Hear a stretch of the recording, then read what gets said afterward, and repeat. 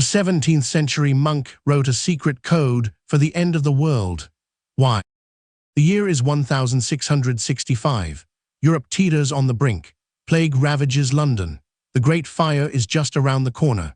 It was a time when the veil between this world and the next felt terribly thin, and the end of days, not a distant prophecy, but a looming threat. Amidst this existential dread, a solitary Franciscan friar, Father Serafino Razzi, meticulously inked a manuscript in Loreto, Italy. This wasn't a theological treatise or a book of hymns. It was something far stranger, far more urgent. Razzi's work, titled The Secret of Secrets, was a coded message, an intricate cipher designed to conceal its true purpose from all but the most dedicated. Its very existence whispers of a profound anxiety, a belief that certain truths were too dangerous, too potent for the uninitiated. For centuries, this manuscript lay largely unexamined, its secrets locked away. Scholars, if they even noticed it, dismissed it as arcane esoterica. But what if they were wrong? What if Razzi wasn't merely dabbling in mysticism, but genuinely believed he held a key, a coded warning for humanity's final chapter? What compelled a man of God to craft such a cryptic testament? Loreto itself is a place steeped in mystery. It's home to the Basilica della Santa Casa, believed by many to house the actual house of the Virgin Mary, miraculously transported from Nazareth. Pilgrims flocked there seeking miracles and divine intervention. For Razzi, living in such a charged atmosphere must have amplified his spiritual anxieties, making the cosmic feel acutely personal. The 17th century was a crucible of intellectual and spiritual upheaval. The scientific revolution was challenging old dogmas, yet belief in prophecy and omens remained strong. The 30 Years' War had devastated Central Europe. People were desperate for answers, for any sign of divine plan amidst the chaos. Razzi, a contemplative scholar, would have been acutely sensitive to these currents. His Secret of Secrets wasn't unique in its apocalyptic themes.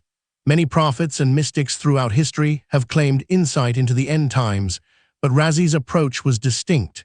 He wasn't simply predicting, he was encrypting. This suggests not just foresight, but a deliberate act of preservation, a desire for his message to reach a specific audience at a specific, crucial moment. The code itself is a fascinating blend of numerical sequences, astrological symbols, and what appear to be deliberately scrambled Latin phrases. It's a polyalphabetic cipher, making it far more complex than a simple substitution. This wasn't a casual doodle, it was a sophisticated intellectual puzzle, demanding considerable effort to construct and even more to decipher. Why go to such lengths? If the message was truly vital, why hide it? Perhaps Razzi feared persecution. The Church, while it encouraged certain forms of prophecy, was wary of unauthorized, potentially heretical pronouncements. Or perhaps he believed the message was too powerful, too unsettling, to be revealed prematurely to an unprepared world. The fear of societal collapse, of divine judgment, is a recurring theme across cultures and epochs. For Razzi, this fear wasn't abstract. It was tangible, reflected in the suffering he saw around him. The plague, the wars, these were interpreted as signs, as warnings that humanity was straying from its path, inviting catastrophe. His choice of Loreto, a Marian shrine, is also significant. Marian apparitions and prophecies often carry a message of repentance and a warning of coming trials. Razzi might have seen himself as a conduit for a similar message, delivered not through direct vision, but through painstaking scholarly endeavor and coded wisdom. The ultimate content of Razzi's decoded message remains a subject of ongoing study and speculation.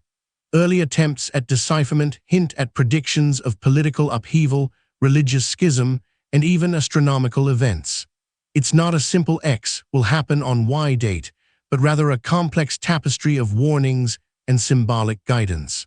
One interpretation suggests Razzi was predicting the rise of certain anti-Christian forces or the corruption within the Church itself. This would certainly explain the need for a code.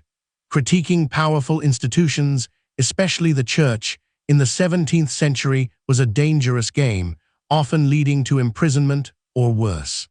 But perhaps Razzi's message wasn't just about what would happen, but about how to prepare. Philosophy often teaches us to accept what we cannot change, but to cultivate inner resilience. Could his code be a manual for spiritual survival, a guide for navigating the profound uncertainties of a world seemingly spiraling towards its end? The search for meaning in chaos, for a grand narrative that explains suffering, is a deeply human impulse. Razi, through his coded manuscript, offers us a glimpse into this timeless quest. He reminds us that even in the darkest hours, humanity seeks patterns, seeks purpose, seeks a path forward, however dimly lit. His act of writing, encrypting, and preserving this secret of secrets can be seen as an act of profound hope. Hope that his words would endure, hope that they would be understood, and hope that they might ultimately serve to guide those who would face the ultimate test of humanity. The Hermit of Loreto, through his silent, coded testament, compels us to consider our own anxieties about the future. What are the secrets we believe are vital for survival? What wisdom do we feel compelled to pass on, perhaps even in hidden forms, to future generations grappling with their own forms of looming catastrophe? Razi's story is a reminder that the human spirit, confronted with the vastness of time and the unknown, often turns inward, seeking to distill profound truths into forms that transcend immediate understanding. His legacy isn't just a code, it's an enduring question echoing through centuries. What would you hide if you knew the end was near? The decipherment continues, slowly revealing more layers of Razi's extraordinary vision. Each newly revealed word, each symbol understood, offers another piece of a puzzle that speaks not only of a 17th century monk's fears, but of humanity's eternal struggle with destiny. What ancient wisdom do you believe holds a hidden key to our future?